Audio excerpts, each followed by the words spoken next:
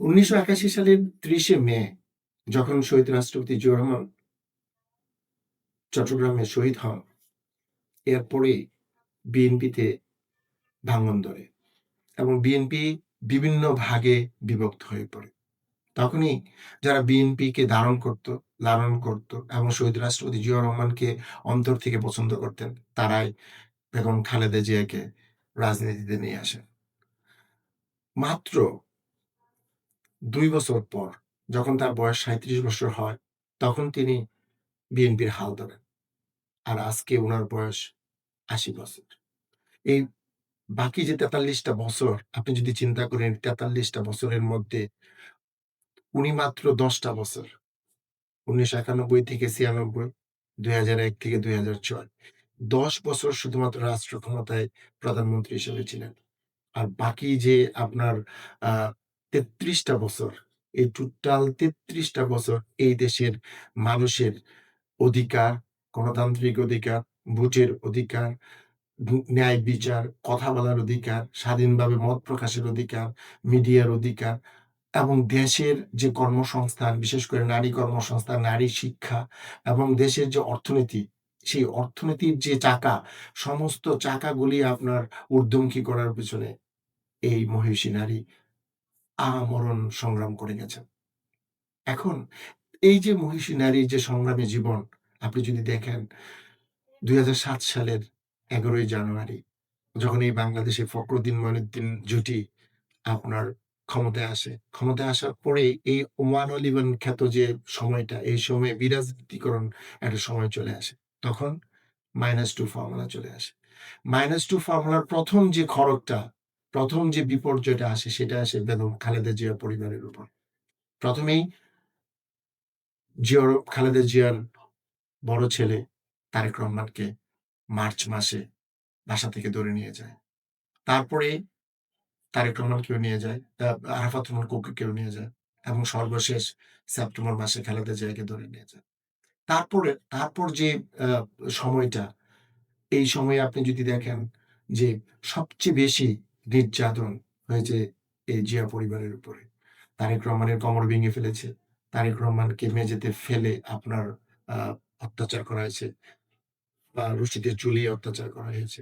একরকম পঙ্গু অবস্থায় তাকে বিদেশে আপনার পাঠিয়ে দেওয়া হয়েছে, নির্বাসনে পাঠিয়ে দেওয়া হয়েছে। তারপরে আরাফাত রহমান কোকো আ কেও এক অর্ধমৃত অবস্থায় মালয়েশিয়াতে আপনার পাঠিয়ে দেওয়া হয়েছে। নির্বাসনে পাঠিয়ে দেওয়া হয়েছে।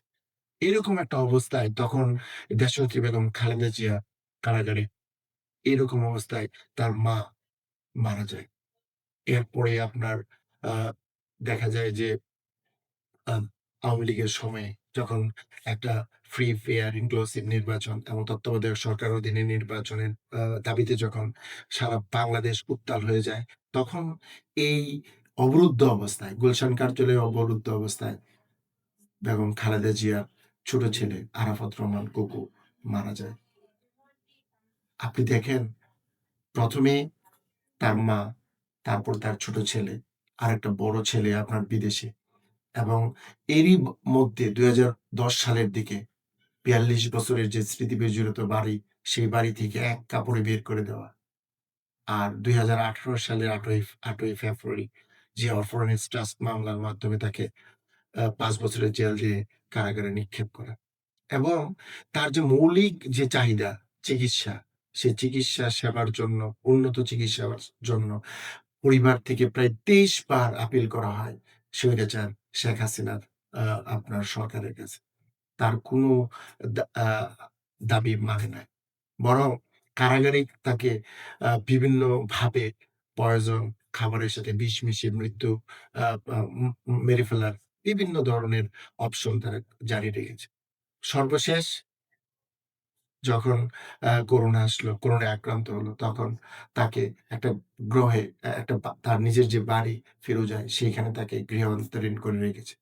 তো এইরকম এবং তার রাজনৈতিক যে অধিকার, পুরো রাজনৈতিক অধিকার ছিন্ন করে তার ছেলের সাথে যোগাযোগ, দলের সাথে যোগাযোগ, সমস্ত অধিকার ছিন্ন করে রেখেছে। তারপরেও কিন্তু উনি এ দেশ ছেড়ে যায়নি। 111 এর সময় উনাকে যখন জিজ্ঞাসা করা হলো যে, "আপনি মাতৃত্ব না আপনার নেতৃত্ব কোনটা বেছে নেবেন?" তিনি কিন্তু একটা কথা বলেছিলেন যে, "আমি আমার ২ ছেলে আরাফাত রহমান কুকু এবং তারেক রহমানকে আল্লাহর জিম্মায় রেখে আমি নেতৃত্বকেই বেছে নিলাম।" দেখেন, এই যে সংগ্রাম, এই যে দলের প্রতি তার যে কন্ট্রিবিউশন এবং জনগণকে যে আপনার দেওয়ার যে অধিকার, তার যে চিন্তাভাবনা, বাংলাদেশে আর কোন মহিষী নারী আসে নাই। তার সাথে যদি আপনি তুলনা করেন আরেকজন নেত্রী, সে শুধু পালায়, সে শুধু পালায়। আর আমাদের নেত্রী, দেশনেত্রী বেগম খালেদা জিয়া আজ পর্যন্ত নেভার কেয়ারে শুধুমাত্র এই দেশের মানুষের ভোটের অধিকার প্রতিষ্ঠার জন্য লড়াই করে যাচ্ছে। আসুন আমরা সবাই তার জন্য দোয়া করি।